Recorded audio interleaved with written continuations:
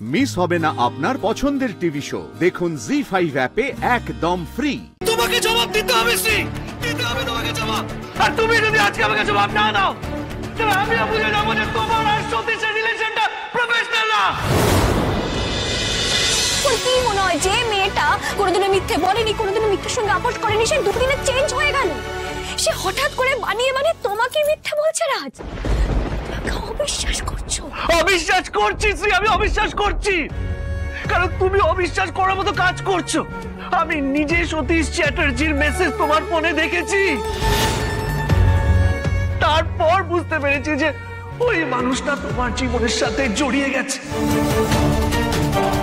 আর সেটা তুমি মুখ ফুটে আমাকে বলতে পারছো না। ব্যাস বলতে চেয়েছিলাম, বারবার করে বলতে চেয়েছিলাম রাজ, সুযোগটুকু দাওনি, সময় পর্যন্ত দাও না, তুমি আমাকে একটা কথাও শোনোনি। আর এখন কিছু শুনতে চাইছো না, বুঝতে চাইছো, আর এখন এত রাতে তুমি সতীশকে নিয়ে আমাকে সন্দেহ করছো, আমাকে ভুল করছো।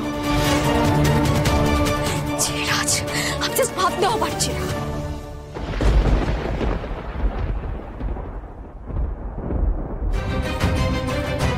আর কি বলবে তুমি শ্রী, কি শোনাবে?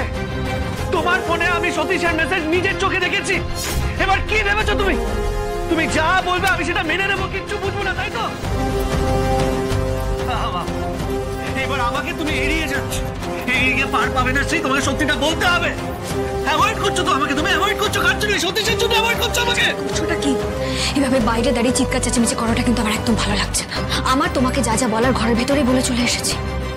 এদিকে তুমি আমার কোনো কথা শুনবেও না, অথচ তুমি আমাকে দোষারোপ করবে। দুটো তো একসঙ্গে হতে পারে না, তাই না রাজ? আগে তুমি বলো শ্রী, ওই সতীশের সাথে তুমি কবে থেকে ওঠা বসা করছো বলো? এই বিষয়ে তোমার সঙ্গে কথা বলে কোনো লাভই নেই আমার। না, পার্টি থেকে কাউকে কিছু না জানিয়ে দুজনে বেরিয়ে গেছো, নিশ্চয়ই দুজনে আলাদাভাবে ডিনার করবে বলে। মা, আমি না এখন কিভাবে জাস্টিফাই করতে চাও তুমি? সিরিয়াসলি আমি শুনলাম যে মেয়েটা নাকি খুব অসভ্যতামো করেছে। কেন করলে তুমি এটা? কেন করলে? এর জন্যই কি ধ্রুবকে পার্টিতে নিয়ে যাওয়ার জন্য এত তোড়জোড় করছিলে তুমি? আমাকে বলবে কি বলবে না সেটা আমাকে জানিয়ে দাও। তুমি কি বা বলবে? আমিও আর কিচ্ছু জানতে চাইবো না। স্পয়েল করে আমি আর ভাইয়াকে কি নিয়ে চলে বলবো তোমাকে রাজ? তুমি তো আমার কোনো কথাই শুনতে চাইছো না। শান্তিতে একটু টিভি পর্যন্ত দেখতে দেবে না। ধ্রুবর পার্টিতে যাওয়ার দরকার কি ছিল সেটা কি তুমি বুঝতে পারোনি? বুঝে শুনেই তো আগুন লাগিয়ে দিয়ে এলো। কেন করলো বলো তো এটা? শ্রী, ছাড়ো এগুলো, ছাড়ো। এসব কি হচ্ছে নাকি রাজ? এভাবে ছুঁড়ে ফেলে দিলে কাপড়গুলো? বেশ করেছি শ্রী, বেশ করেছি। বেশ তো করবে, কারণ রোজ তো তোমাকে আর আমার মতো কষ্ট করে কাপড় কাচতে হয় না, তাই না? শ্রী, এই কাপড়গুলো আমাদের কাছে ইম্পর্টেন্ট নয়, ইম্পর্টেন্ট হলো আমাদের সম্পর্কটা। ওই সতীশের আন্ডারে তুমি কাজ করছো, ভুলে গেছো এই ছেলেটাকে? বারবার আমাকে প্রবলেমে ফেলার চেষ্টা করেছে, আমাদের সম্পর্কটা ভাঙার চেষ্টা করেছে, আর তারপরও তুমি সতীশের জন্য কাজ করছো ওর সাথে। একটু শান্ত হও রাজ। এইভাবে মাথা গরম করলে তুমি কোনোদিনও আমার কথাগুলো বুঝে উঠতে পারবে না। তুমি তো কিছু বোঝারই চেষ্টা করছো না। কি ভাবছো তুমি আমি এত সহজে সবটা মেনে নিয়েছি? আমি নিরুপায় ছিলাম রাজ, আমার কাছে কোনো অপশনই ছিল না। বাহ শ্রী, বাহ, তুমি নিরুপায় ছিলে। আরে তোমার তো এত বড় আত্মসম্মান বোধ। বিপাশা যখন আমাকে কোনো গিফট দিতেন তখন তোমার খুব গায়ে লাগতো, তাহলে এখন কি হলো? এখন তুমি নিরুপায়। আরে তুমি চাকরি করতে চাইছো, তাহলে আমিও তো তোমাকে চাকরি অফার করেছিলাম, আমার দেওয়া চাকরিটা তুমি কেন করলে না? কারণ ওই চাকরিটা তুমি আমাকে দাওনি, তোমার বিপাশা ম্যাডাম আমাকে দিয়েছিলেন। তো কি হয়েছে শ্রী? বিপাশা অফার করেছে, তাতে প্রবলেমটা কি? প্রবলেম আছে, কারণ আমি খুব ভালো করে জানি রাজ, বিপাশা যা যা করছেন আমাদের দুজনের জন্য একটা আমাদের ভালোর জন্য করছে না। সেটা তুমি না বুঝলেও আমি খুব ভালো করে বুঝতে পারছি। ও তাই? বিপাশা ভালোর জন্য করছে না, আর সতীশ যা করছে ভালোর জন্য করছে, ওর কোনো অসৎ মতলব নেই।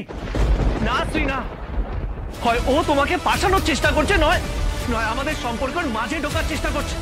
তুমি হয়তো এটা বুঝতে পারছো না শ্রী, কিন্তু আমি সবটা বুঝতে পারছি শ্রী।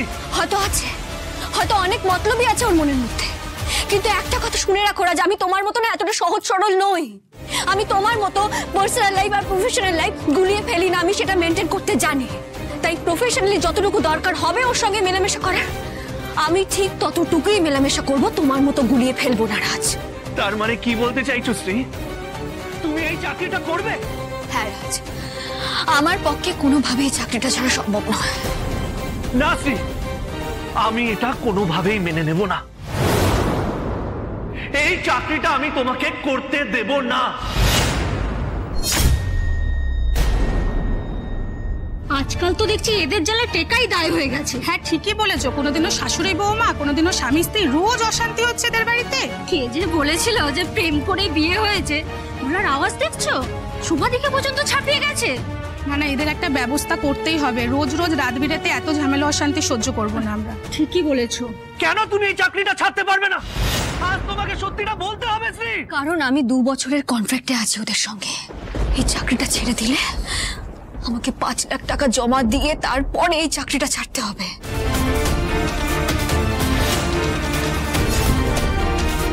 এই কথাটাই আমি তোমাকে বারবার করে বলতে চেয়েছিলাম, তাই জিজ্ঞেস করছিলাম কখন তুমি বাড়ি ফিরবে। সুযোগ পর্যন্ত দাওনি, একবারের জন্য কথাটা শোনোনি। সময় আছে তোমার আমার জন্য আজকাল, কথা বলো ঠিক করে। উল্টে তুমি আমাকে অবিশ্বাস করছো, উল্টে আমাকে মিথ্যেবাদী ভাবছো, সন্দেহ করছো। বলছো তুমি আমাকে বোঝার চেষ্টাই করছো না। কি ব্যাপার কি? হ্যাঁ তোমরা কি সব বলছো? কি হয়েছে তোমাদের? একটুখানি দাঁড়াও, তাহলে সব বুঝতে পারবে। না না না না, এই চাকরিটা তোমাকে যেভাবে হোক ছাড়তে হবে। শ্রী, তোমার টাকা চাই তো? 5 লাখ টাকা আমি জোগাড় করবো তোমার জন্য। আমি কালকে অফিসে যাবো আর বিপাশার কাছে 5 লাখ টাকা চাইবো। সেই টাকাটা তোমাকে দেবো, তুমি অফিসে দেবে আর এই চাকরিটা ছেড়ে দেবে। ব্যাস। কি বলে তুমি আমাকে? তুমি আবার ওই বিপাশার কাছে হাত পাতবে? তুমি টাকা চাইবে ওনার থেকে? একটা কথা পরিষ্কার ভাবে শুনে রাখো রাজ, আমি কারোর থেকে কোনো টাকা নেব না, আর ওই চাকরিটাও আমার পক্ষে ছাড়া সম্ভব নয়। শ্রী, আমি টাকাটা লোন হিসেবে নেব, বিপাশার কাছে হাত পাতবো না। বোঝার চেষ্টা করো। আর আমি বুঝতে পারছি না, উনি আমার বন্ধু, আর বন্ধু তো বন্ধুকে হেল্প করতেই পারে। এতে অসুবিধা কি? আমার অসুবিধা আছে রাজ। আমি কারোর থেকে একটা টাকাও নেব না, সে তোমার যতই কাছের বন্ধু হোক না কেন। আমার কারোর টাকা লাগবে না। ঠিক আছে ঠিক আছে, অন্যের ফ্যামিলির কথা এভাবে কান পেতে শোনাটা অভদ্রতা। যাও যাও, এখান থেকে যাও তোমরা। কি কি যাও বলছি। যাও যাও যাও, আমাদের ফ্যামিলির উপর আমরা দেখে নেবো। যাও সবাই যাও তো, চলো চলো চলো। চিনতে পারছি না আমি এই স্ত্রীকে, আমি একদম চিনতে পারছি না। ওই সতীশ চ্যাটার্জি নিশ্চয়ই তোমাকে অনেক টাকার লোভ দেখিয়েছে, তাই তো? রাজ, তুমি এখনো অবিশ্বাস করছো আমাকে? হ্যাঁ করছি শ্রী, করছি। কারণ তুমি আমার কাছ থেকে সবকিছু লুকিয়েছো। আমি তোমার থেকে কিছু লুকোইনি রাজ, বারবার তোমাকে এই কথাটা বলতে চাইছিলাম, তুমি বুঝতেই চাওনি আমার কথা। অশান্তি করছো তুমি আমার সঙ্গে, এই যে এত অশান্তি করছো আমার সঙ্গে, জবাবদিহি করতে বলছো কেন বলো তো রাজ? এরকম তো অনেকদিন হয়েছে, দিনের পর দিন তুমি বাইরে থেকেছো। বিপাশার সঙ্গে কাজে গিয়ে তুমি ফিরবে বলে বেরোনি বাড়ি। জানতে চেয়েছি একবারের জন্য কোথায় ছিলে রাজ, কি করছিলে, জবাব চেয়েছি তোমার থেকে। কিন্তু তোমাকে জবাব দিতে হবে শ্রী, দিতে হবে তোমাকে জবাব।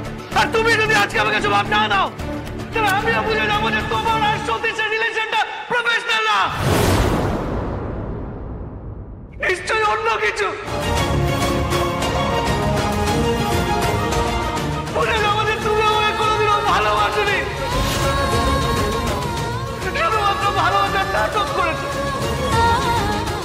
জি5 ডাউনলোড করুন আর সব এপিসোড দেখুন একদম ফ্রি।